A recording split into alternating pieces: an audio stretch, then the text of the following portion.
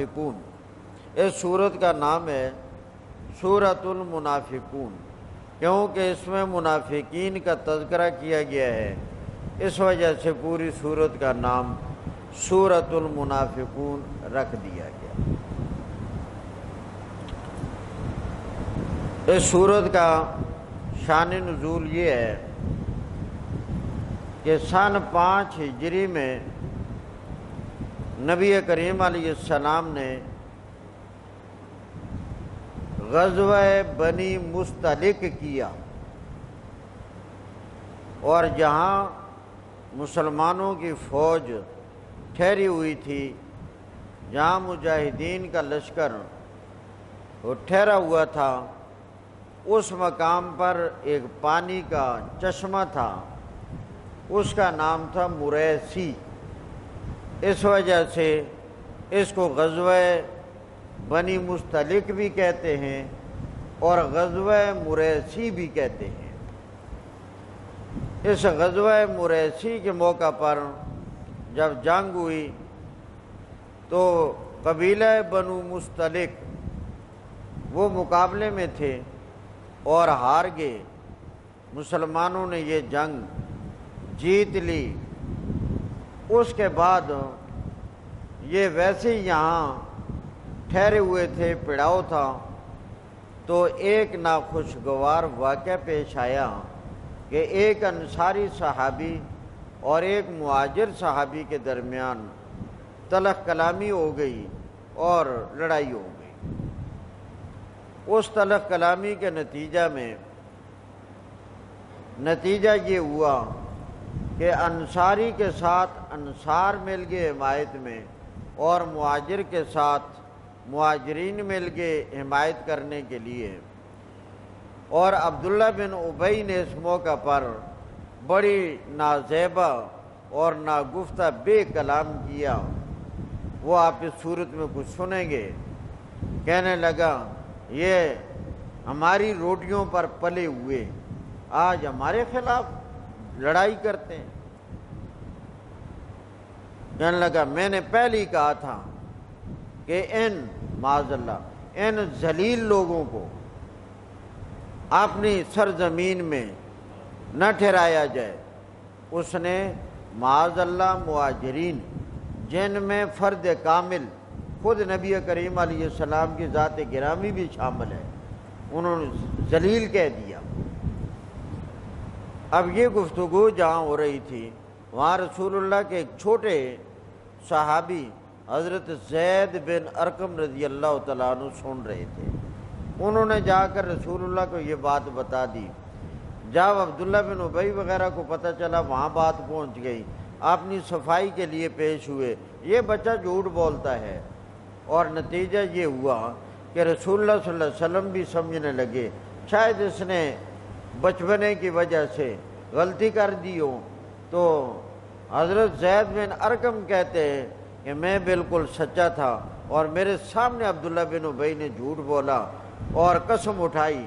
تو میں بڑا پریشان حال۔ رسول اللہ نے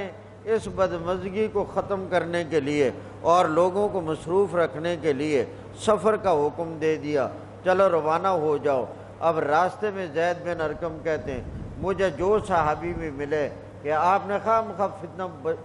برپا کر دیا، آپ نے فساد کر دیا، کہتے ہیں مجھے بڑا دکھ ہوا، تو میں بڑا پریشان حال تھا۔ اللہ نے اسی سفر کے دوران یہ سورہ منافقون نازل کر دی، اور یہ نازل کر کے حقیقت واضح کر دی کہ میرے پیارے پیغمبر زید بن ارقم اگرچہ چھوٹا ہے مگر کہتا سچ ہے۔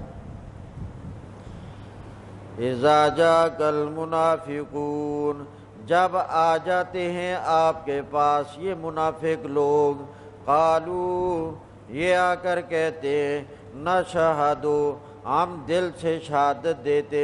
انک لرسول اللہ، بے شک آپ اللہ کے رسول ہے، واللہ یعلم، اور اللہ کریم جانتا ہے، انک لرسول، بے شک آپ اللہ کے رسول ہے، واللہ یشہد، اور اللہ گواہی دیتا ہے، ان المنافقین، بے شک یہ منافق لوگ لکاذبون البتہ جھوٹ بول رہے، اتخذوا ایمانہم انہوں نے بنا لیا ہے اپنی قسموں کو،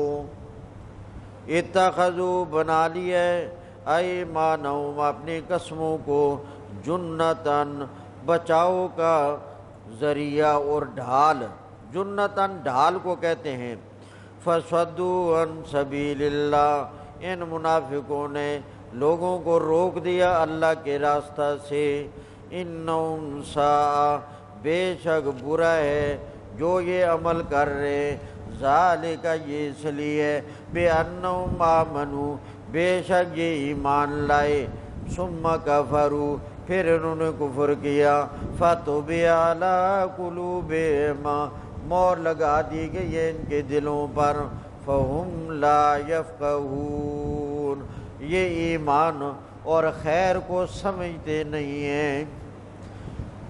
فرمایا میرے پیارے پیغمبر آپ ظاہری طور پر ان منافقین سے متاثر ہو سکتے ہیں، وَإِذَا رَأَيْتَهُمْ اے میرے پیارے پیغمبر جب آپ ان کو دیکھیں گے تُعْجِبُكَ أَجْسَامُهُمْ تعجب میں ڈال دیتے ہیں آپ کو ان کے جسم، بظاہر قد و قامت اور ظاہری ایمان کے دعوے وہ تعجب میں ڈالنے والے ہیں، وَإِن يَقُولُوا اگر وہ کلام کریں بڑی چرب لسانی والی اور فصاحت و بلاغت والی تو تسمع لقولہم اے میرے نبی آپ ان کی بات سنیں، مگر یہ ایسے بے فائدہ لوگ ہیں، ایسے بیکار ہیں، کأنہم خشب مسندہ جیسے بیکار لکڑیوں کو دیوار کے ساتھ کھڑا کر دیا جاتا ہے، خشب لکڑیاں مسندہ دیوار کے ساتھ، جیسے بیکار لکڑی دیوار کے ساتھ کھڑی کر دی جائے، نہ وہ شاتیر ہے نہ وہ ستون ہے نہ کسی اور کام کی ہے، ان منافقین کا بھی یہ حال ہے، یحسبون اور یہ منافق خیال کرتے ہیں کل صیحۃ ہر آواز کو اپنے خلاف، اگر کوئی لوگ آپس میں باتیں کر رہے ہوں تو منافق سمجھتا ہے یہ میرے خلاف ہو رہی ہیں، مزاج ہے اس کا، ہم العدو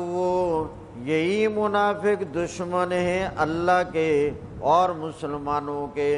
اور نبی کے، فاحذرہم اے میرے پیارے پیغمبر آپ ان سے بچاؤ کیجئے اور ان سے بچتے رہیں، قاتلہم اللہ اللہ انہیں تباہ و برباد کرے، انا یؤفکون کہاں الٹے پھیرے جا رہے ہیں، وَإِذَا قِيلَ لَهُمْ یہی صورت جب نازل ہوئی اور حالات واضح ہو گئے تو عبداللہ بن ابی کو بعض دوستوں نے مشورہ دیا آپ جا کر رسول اللہ سے معافی مانگیں، وَإِذَا قِيلَ لَهُمْ اور جب انہیں کہا جاتا ہے تعالوا آؤ یستغفر لکم رسول اللہ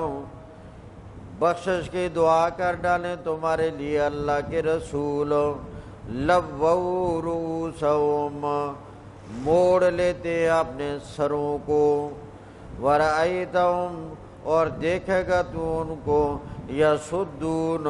وہ روکتے ہیں لوگوں کو اسلام سے، وہم مستکبرون اور وہ تکبر کرنے والے ہیں، سواء علیہم برابر ہے لوگوں پر، استغفرت لہم آپ ان کے لیے بخشش کی دعا کریں، ام لم تستغفر لہم یا آپ ان کے لیے بخشش کی دعا نہ کریں، لن یغفر اللہ لہم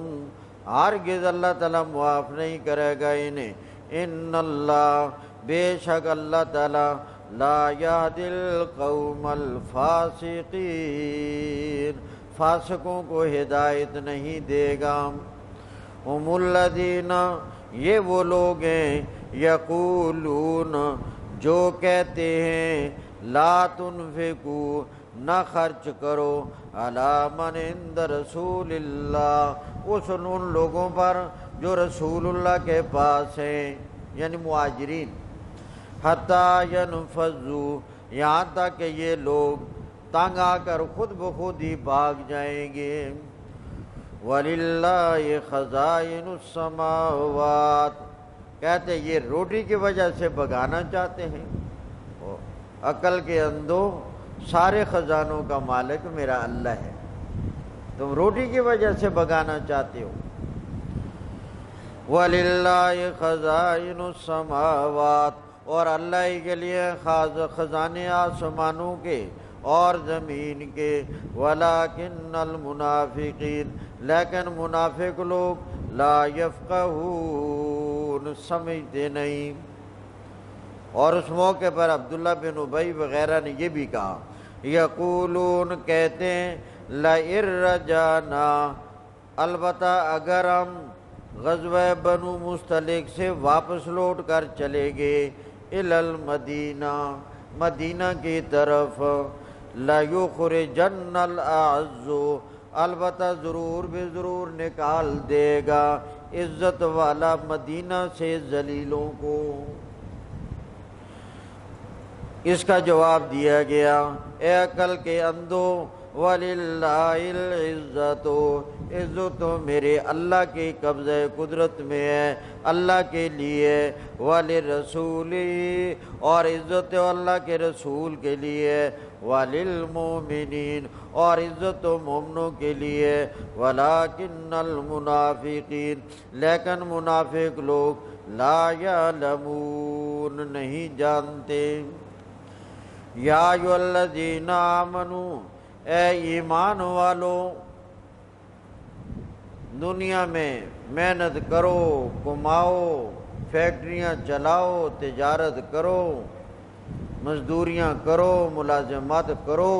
مگر اللہ کو نہ بھولو۔ ہر وہ کاروبار، ہر وہ مال کہ اللہ کو بلا کر، مسجد کو بلا کر، قرآن کو بلا کر کیا جائے وہ وبال ہے، اور ہر وہ کاروبار جو اللہ کو یاد رکھ کر کیا جائے وہ اللہ کی رحمت ہے۔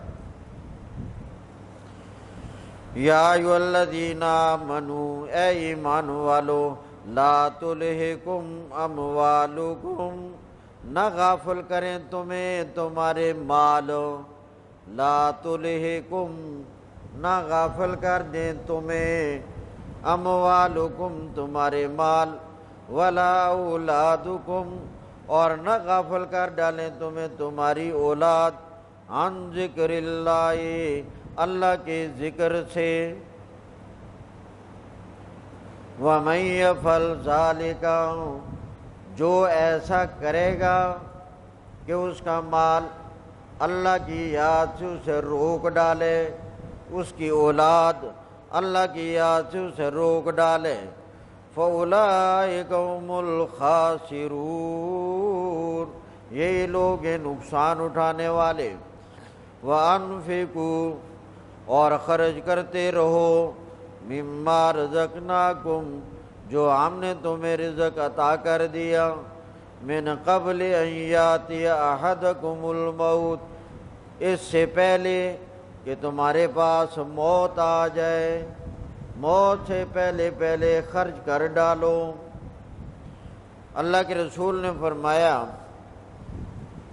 ابن آدم کہتا ہے، مالی مالی، میرا مال میرا مال۔ فرمایا، اے بندے، دھوکے میں نہ رہنا، تیرا مال وہ ہے، ما اکلت فافنیت، جو تو نے کھا پی لیا اور ختم کر لیا، فَأَلْبَسْتَ فَأَبْلَيْتَ، جو تو نے اپنے لباس وغیرہ میں استعمال کر لیا، وَمَا قَدَّمْتَ لِآخِرَتِكَ، اور جو تو نے اپنے آخرت کے لیے ذخیرہ بنا دیا، اپنی زندگی میں اللہ کی رضا اور خوشنودی کے لیے خرچ کر دیا۔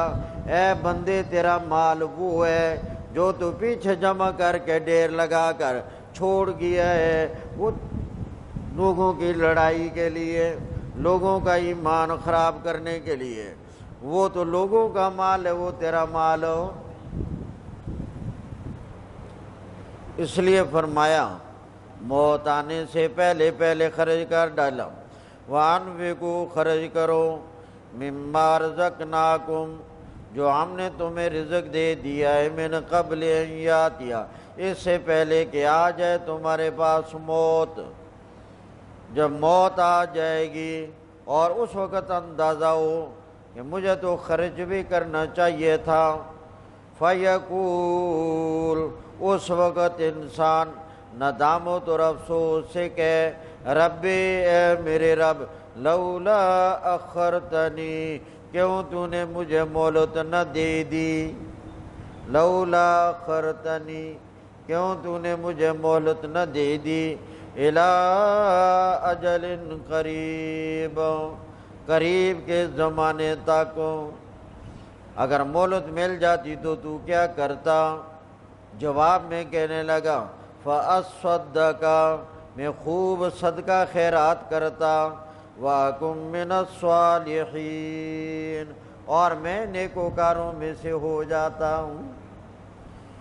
اللہ کریم نے فرمایا وہ بندے مہلت نہیں ملے گی،